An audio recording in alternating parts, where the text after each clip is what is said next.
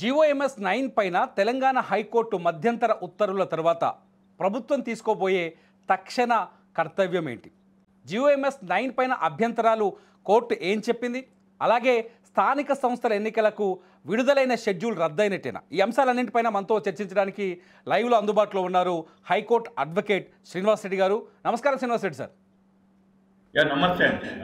Srinivas Reddy sir, ఇప్పుడు high court ఇచ్చిన ఈ మధ్యంతర ఉత్తర్వులతో ఈ కేసు అంటే ఏదైతే పిటిషనర్లు ఇప్పుడు రిజర్వేషన్లకు వ్యతిరేకంగా హైకోర్టును ఆశ్రయించారో ఈ కేసు ముగిసినట్టేనా? తదుపరి పూర్తి స్థాయి జడ్జిమెంట్ కూడా ఈ విధంగా వచ్చే అవకాశాలు ఉన్నాయా?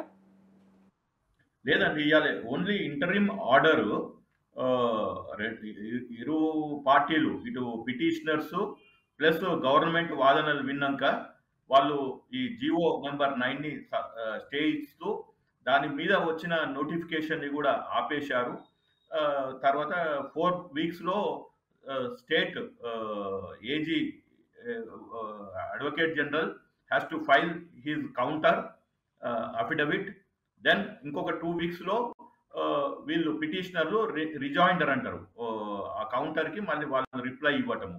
సో ఆ ప్రక్రియ జరుగుతుంది.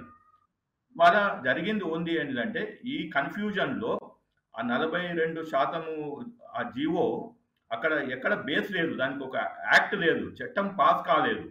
సో ఆ పాస్ కాని చట్టంని బేస్ చేసుకొని అంటే ఒక బిల్ పాస్ అయింది అంటున్నారు. ఈవెన్ అంత సీనియర్ అభిషేక్ మను సింఘ్ గారు కూడా ఏమంటున్నారు అంటే ఆ బిల్లు యునానిమస్గా పాస్ అయింది, అది మేము గవర్నర్ గారికి పంపించాము, గవర్నర్ గారు ఆమోదం చెప్పలేదు. కానీ సుప్రీంకోర్టు జడ్జిమెంట్ ఆడ government of Tamil Nadu versus governor of తమిళనాడులో ఏమన్నారు అంటే అట్లా సంవత్సరాల తరబడి, అక్కడ నెలలు కూడా కాదు సంవత్సరాల తరబడి అట్లా పెట్టుకున్న బిల్లుని మీరు ఆమోదించినట్టు అంటే డీమ్డ్ యాక్సెప్టెడ్, డీమ్డ్ అప్రూవ్డ్ అని ఆ జడ్జిమెంట్ ఇచ్చారు. అది కేరళ, తమిళనాడు ప్లస్ పంజాబ్.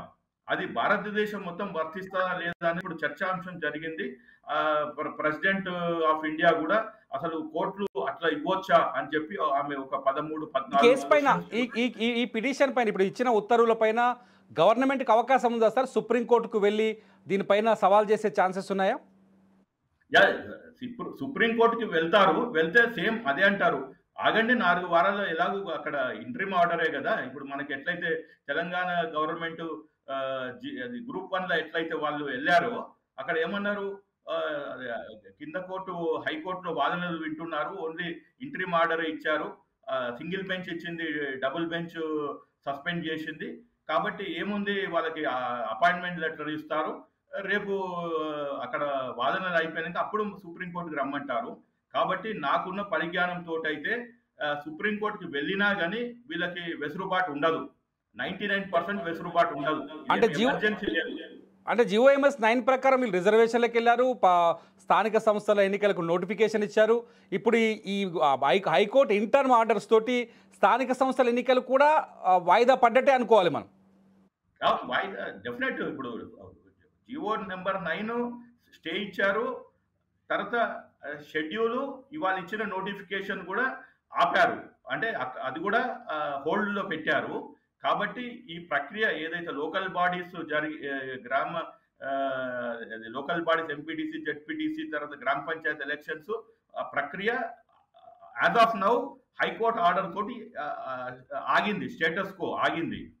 సార్, ఇప్పుడు ఒక చిన్న డౌట్ చాలా మంది ప్రజల్లో కనిపిస్తోంది. ఎందుకంటే ఇప్పటికే ఎలక్షన్స్కి గ్రామాలన్నీ సిద్ధమయ్యాయి. ఇవాళ నిజానికి ఇవాళ ఎంపీటీసీ, జెడ్పీటీసీ ఎన్నికలకి ఇవాళ ఈ వీడియో చేస్తున్న సమయానికి నోటిఫికేషన్ నామినేషన్లు కూడా వేసి ఉంటారు కొంతమంది. సో ఇప్పుడు ప్రభుత్వం కానీ తెలంగాణ ఎన్నికల కమిషన్ కానీ వీళ్ళు వెనక్కి తిరిగి పాత రిజర్వేషన్ల ప్రకారం, పాత చట్టం ప్రకారమే తిరిగి నోటిఫికేషన్ ఇచ్చుకునే అవకాశం ఉన్నట్టేనా హైకోర్టులో? అది ఓకే. ఇప్పుడు హైకోర్టులో జరిగే కేసుకి సంబంధం లేదు. ఇప్పుడు వాళ్ళు ఓల్డ్ యాక్ట్ ప్రకారము లేకుంటే ఈ 27% రిజర్వేషన్ని 42 చేయకుండా అలానే 27 చేసుకొని 50% లోపట ఉండి ఇందిరా సహాని జడ్జిమెంట్ 1992 ఉంటే అసలు ఈ ప్రాబ్లం ఉండదు. కానీ అప్పుడు ఏమవుతుంది, Congress party it is a వాళ్ళంతా వాళ్ళ రాజకీయంగా వాళ్ళని భూస్థాపితం చేస్తారు ఈ బీసీలు. అంటే ఒక చర్చ జరుగుతుంది ఏంటంటే ఈ 42% రిజర్వేషన్లు అనేవి అమలు అయ్యే అవకాశాలు చాలా తక్కువ. ఎందుకంటే గతం ఇది పూర్తిగా 67% చేరుతుంది 42% తీసుకురావడం వల్ల. కాబట్టి ఎలక్షన్ కొంతకాలం పూర్తిగా వాయిదా పడే అవకాశం కనిపిస్తుంది. అట్ ది సేమ్ టైం పాత పద్ధతిలో ఎన్నికలకు వెళితే కాంగ్రెస్ పార్టీ తమ అభ్యర్థులకి 42% పార్టీ పరంగా రిజర్వేషన్ ఇస్తుంది, అదే ఫైనల్ అవుతుందనే చర్చ జరుగుతుంది. రాజకీయంగా మీ అంచనా ఏంటి సార్? ఉండొచ్చు. ఇప్పుడు మొదటి నుంచి కూడా అదే అన్నారు కదా, రేవంత్ రెడ్డి గారు ముఖ్యమంత్రి హోదాలో ఉండి అంటే పిసిసి ప్రెసిడెంట్, మాజీ పిసిసి ప్రెసిడెంట్ హోదాలో కూడా చెప్తున్నాడు, మేము ఒకవేళ ఈ రిజర్వేషన్స్ ఈ 42% మేము అమలు చేయలేకపోతే ఇట్లానే కోర్టులో ఏమన్నా మాకు ఎదురు అంటే ఏమన్నా ఇది ప్రాబ్లమ్స్ అయితే ఎదురు దెబ్బలు తగిలితే మేము వి విల్ గివ్ పార్టీ పరంగా, అంటే ఇప్పుడు పార్టీ పరంగా అంటే మీకు గ్రామ పంచాయతీలో వార్డు మెంబర్స్కి సర్పంచ్లకి అది అక్కడ సింబల్ ఉండదు కాబట్టి ఇక సరే అది వదిలేయండి. కానీ ఎంపీటీసీ జెడ్పీటీసీలో మాత్రం పార్టీ సింబల్స్ మీద నిలబడతారు, వాళ్ళకి బీ ఫార్మ్స్ ఇవ్వాలి. కాబట్టి బహుశా రేపు ఈ సుప్రీంకోర్టుకి వెళ్తారు, అక్కడ కూడా ఏమి వీళ్ళకి వెసులుబాటు లేకుంటే, రిలాక్సేషన్ ఏమి రాకుంటే ఇప్పుడు మీరు అన్నట్టు ఎలక్షన్ పెట్టాలి ఒకటి. ఎందుకంటే ఫండ్స్ వస్తలేవు, ఆడ కరెంటు బిల్లు కట్టే పరిస్థితులు లేరు. గ్రామ పంచాయతీలు 12,000 గ్రామ పంచాయతీలు తెలంగాణలో 2 సంవత్సరాల నుంచి ప్రాబ్లం ఉంది. కాబట్టి ఓకే, అప్పుడు ఏమంటారంటే మేము కాంగ్రెస్ పార్టీ పరంగా 42% బీసీలకు ఇస్తాం, కానీ ఎవరికి ఎక్కడ ఇస్తారు అనేది మళ్ళీ ఏంటి అంటే మేము ఓకే మొన్న చేసిన నోటిఫికేషన్ ప్రకారం మేము మా బీ ఫార్మ్స్ వాళ్ళకి ఇస్తామంటారు. ఇంకా దాంతో ఏమవుతుంది, ఇంకా మిగిలిన పార్టీలు బీఆర్ఎస్ బీజేపీ కూడా ఇవ్వవలసి వస్తుంది. సో ఇంకా ఎలక్షన్ అలానే పోతుందేమో probably without GO and court order ఏది లేకున్నా కూడా ఇక అది ఒక కొలమానం అయిపోతుంది. అంటే ఇంకా మాకు రాజ్యాంగంలో ఇవ్వకున్నా చట్టపరంగా లేకున్నా కానీ పార్టీలు మాత్రం మాకు 42% రిజర్వేషన్స్ ఇస్తున్నాయని. ఫైనల్గా సార్ ఇప్పుడు ఈ 6 వారాలు వెయిట్ చేయాల్సిందే ఎటు చూసినా. అంతే. ఇప్పుడు ఏమైందంటే ఇది ఎగనెస్ట్ లా చేశారు ఈ జీవోని, కాబట్టి అది కోర్టు ఆపింది. సో దే ఆర్ అంటే government could not satisfy 2 days వాదనలు, దగ్గర 8 గంటలు వాదనలు విన్నాక కూడా కోర్టుని సాటిస్ఫై చేయలేకపోయినరు. ఇక్కడ మనకి ఎమోటివ్స్ సెంటిమెంట్స్ పక్కన పెట్టండి, ఈ మా దగ్గర కూటి దగ్గర మా పొట్ట కొట్టారు, లేకుంటే మా ఫుడ్ లాక్కున్నారు, ఇవన్నీ పక్కన పెడితే Telangana high court in convincing this GO is with in the framework of constitution and also with in the framework of law, అది వాళ్ళు చేయలేదు. కాబట్టి ఇప్పుడు ఎవరిని బ్లేమ్ చేయాలి అంటే ప్రభుత్వాన్ని బ్లేమ్ చేయాలి, లేదా ప్రభుత్వం పెట్టుకున్న అడ్వకేట్స్ని బ్లేమ్ చేయాలన్నా, వీళ్ళు ఏం చేస్తున్నారు, జడ్జిల్ని బ్లేమ్ చేస్తున్నారు, మాకు జ్యుడిషియరీ మీద నమ్మకం లేదంటున్నారు, మేము ఏది రేపు బంద్కి ఇస్తామంటారు. అది తప్పు. అది దాని తోటి మనం ఇప్పటికే చాలా పార్టీలు కొత్తగా వచ్చిన పార్టీలు కావచ్చు, చాలా పార్టీలు బంద్కు పిలుపునిచ్చాయి, బీసీ సంఘాలు కూడా ఆందోళన సిద్ధమవుతున్నాయి. అది ఎప్పుడైతే మనం పాకిస్తాన్ బంగ్లాదేశ్ మధ్యగా తయారవుతాం అట్లా చేస్తే. ఎందుకంటే మనకి కాస్తో కూస్తో న్యాయ వ్యవస్థ మీద నమ్మకం ఉంది.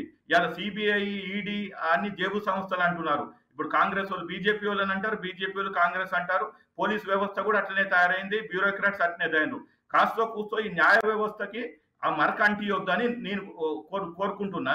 ఇప్పుడు నేను ఇట్లా చెప్పేవాడికి నాకు ఉన్న ఈ శ్రీనివాస్ రెడ్డి అనే ఆ రెడ్డి ట్యాగ్ని రేపటి నుంచి నన్ను ట్రోల్ చేస్తారు.